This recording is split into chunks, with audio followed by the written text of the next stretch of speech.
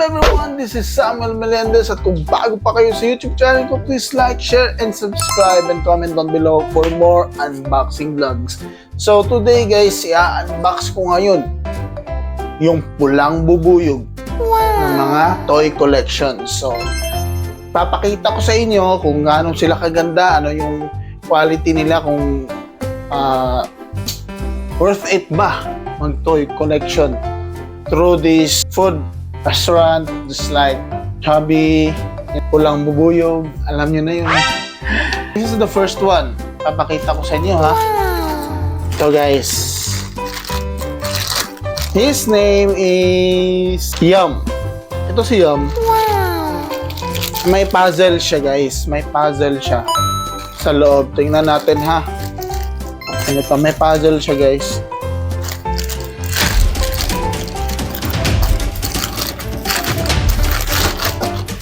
Ito nga pala si Yum.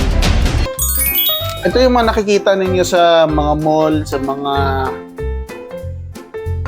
makikita nyo sa ads ng Jollibee noon, mga 1990s. Tagal na rin po si Yum eh. Sa bayan nila Heti at saka ni yung mga Jollibee at saka ni yung mga OG. OG Jollibee collections. Ito si Yum. Ito siya, oh. Cute, diba? Diba? Saka may puzzle, guys. Kasali na to, guys, ha? Yung puzzle. Actually, maraming bango. Bango ng ano nila. Hindi ko alam kung anong perfume ginamit dito or anong pabango. Basta, may pabango siya, guys. Mabango ang puzzle. Mabango siya. Tapos, ito, kasama dito ni Yum. Yan. Tabi muna natin yung puzzle, ha. Ito, guys. Diba? Sobrang ganda.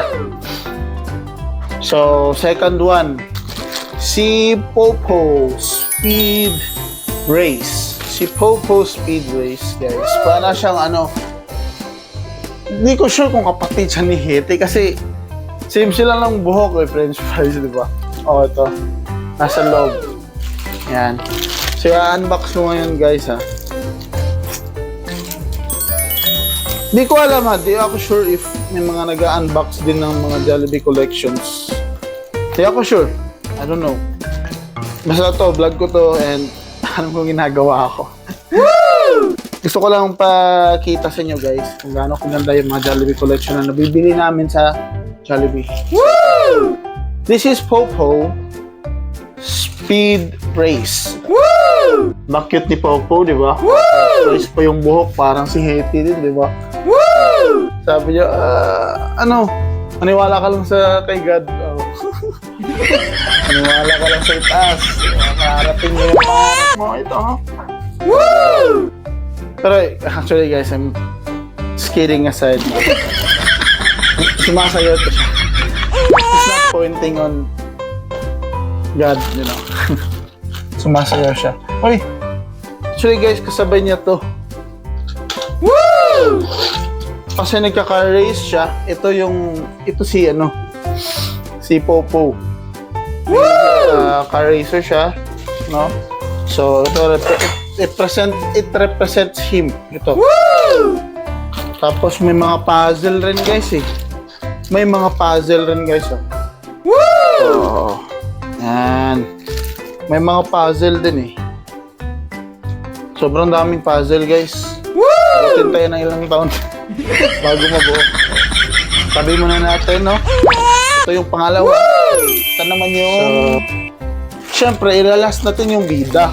Diba? Yung bida ang saya. Diba? Woo! Panghuli na si pulang bubuyog. Woo! Ito, pangatlong collection.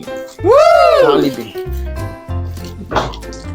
So, dito, guys, alam mo, guys, tuwang-tuwa kami ng kuya ko. Every time nakakabili kami ng Ito nga pala si Twirly's Deep Sea Quest. Woo! Twirly's. Yan. Tuwang-tuwa kami, guys, pag nakakabili namin ng mga toy collection sa Jollibee. Kasi yun yung satisfaction namin. Woo! Kontento kami sa mga ganun eh. Kumbaga doon namin hinuhugot yung saya namin. Woo! Hindi kami nag-aatubili o hindi kami nagdadalong isip na bumili agad any Jollibee Toy Collection kasi sobrang ganda talaga. As in, like, ito yung ano namin hilig namin, hobby namin ng kuya ko na mag-collect ng mga toys from Jollibee talaga. Si Twirly. Guys, di ko mapakawari kung, si Twirly is girl, right? Kasi pink yung shoes niya, tas female wardrobe din siya, no? So, baka siya, di ko alam guys, design na siya, shell. Nasa dagat kasi siya guys, si Twirly. Nasa dagat siya. Ito yung lumot sa dagat Twirly.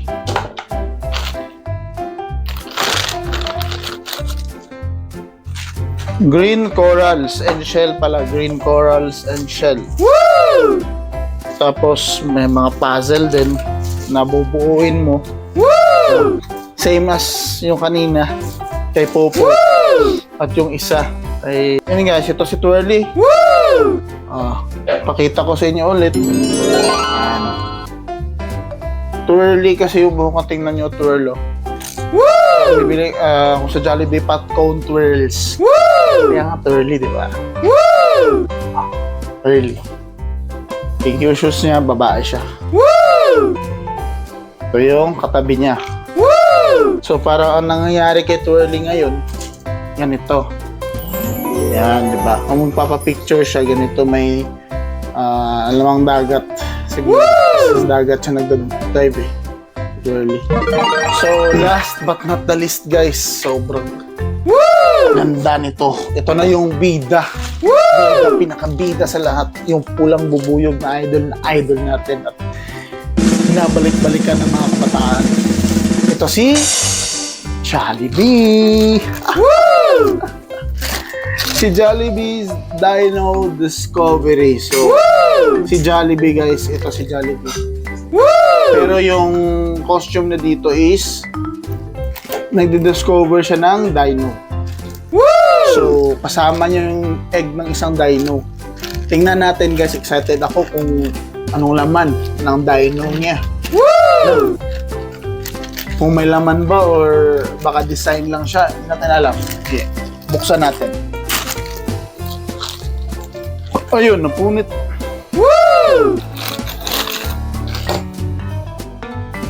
Yan.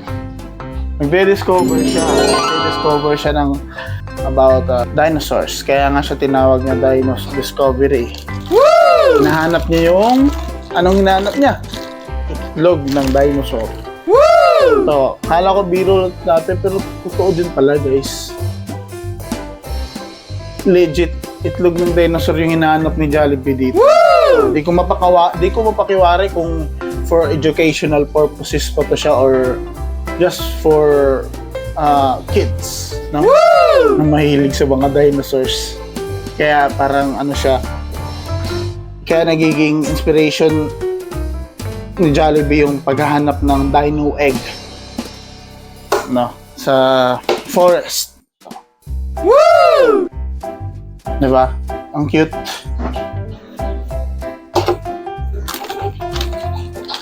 Tapos guys, may ano din siya, may kasamang puzzle rin, no? Puzzle din siyang kasama guys. Ano sa totoo lang, mga ganitong laruan, ano to sobrang precious to sa mga yung medyo hindi masyadong afford yung mga ganito kasi we understand people naman. May kanya-kanya tayong struggle sa life. So dati medyo hindi pa namin medyo afford itong mga ganito. Ngayon medyo okay na yung buhay namin. Kakabili na kami ng mga ganito guys. So I'm thankful din talaga sa mga supporters ko dyan. Sa mga nagsusupport sa akin, naniniwala sa akin 1.84k subs. Solid! Sobrang salamat sa inyo guys. Kaya dito muna magtatapos yung vlog ko sa araw na to. So, punta kayo ng Jollibee. Kumain kayo doon. And then, pagtapos yung kumain, mag-collect kayo. Diba? So, sobrang saya. Especially kung may mga kapatid kayong bata. May mga toy collector kayong family. And ito na guys. For the display na tayo guys ha. Woo! Dire-display ko na. Ha. Yan. Woo! Ah, diba? Ang ganda ba for the display ha. Woo! Sino mag-aakala na ganito kaganda yung Jollibee Toy Collection? Woo! Diba? Ako hindi ko in-expect talaga na mini toy collection. Hindi ko siya in-expect kasi akala ko dati for collect lang ganun, pero may meaning pala talaga kung bakit nagko-collecta yung mga tao. Woo! Tapos naman dito si Curly. Woo! Curly guys dito. Tapos dito naman si Jollibee. Woo! Ito parang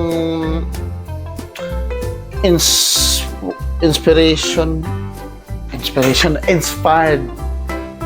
Kasi yung mga bata guys, alam nyo na, mahilig sa collections. Diba? Woo! Ganun. Ganun lang may hawak si na stick. Yan. Woo! Si Hetty may hawak na stick guys na pang dakip na. Ewan ko anong kukunin niya. Ito na guys, ang Jollibee Toy Collection 2026. Woo! Month of alongside March, April, and then May. Ito nga yung mga Jollibee Collection guys. Kung hindi nyo maabutan yung mga ganitong Jollibee Collection, pwede kayong bumili sa mga online shops. Baka meron din sa Orange app, sa Black app. Alam nyo na yun. So guys, dito na magtatapos yung vlog ko. Maraming salamat sa inyo lahat sa suporta sa 1.84k subscribers na nagmamahal at patuloy na naniniwala sa akin. Sobrang thankful. Huwag kayong mag-alala, marami pa ako iba-vlog dito sa channel ko. Hindi lang ito guys.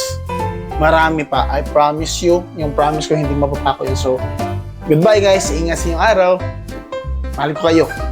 Woo!